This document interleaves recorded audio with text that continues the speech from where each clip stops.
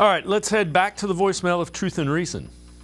How you doing? This is a longtime Browns fan, Tony Frost from Toledo, Ohio. Some are talking about trading Wyatt Teller and, other players on the offensive line. It seems to me that some people think that we don't need the same line for Deshaun Watson that we needed for Baker Mayfield. Watson, I guess he doesn't need as much as Baker did. But Watson is an elite quarterback, and he's proved that. And so it's still important for us to have an elite line for Watson, because that way we can become an elite offense. I mean, I know Watson can create things that Baker couldn't, but why get rid of the top-tier linemen because we think that our quarterback, can compensate for those things that we're missing on the offensive line? As always, appreciate all the voicemails. Casey, I don't know that you don't think the line needs to be as good.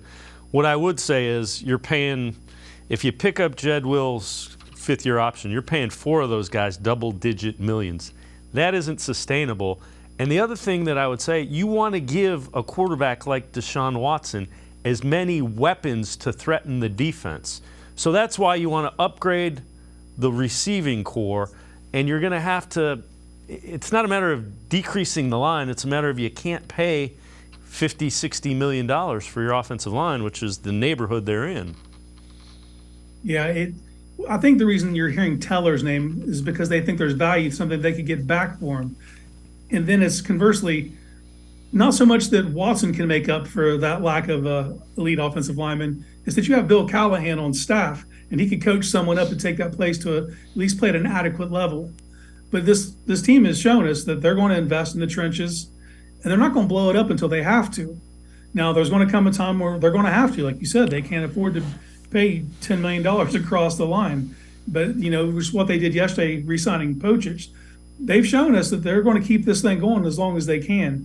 But eventually there's going to be a tipping point to where they're going to have to invest in other positions and take away from that offensive line. I think they can only just hope that Bill Callahan's still on staff the day they decide to do that.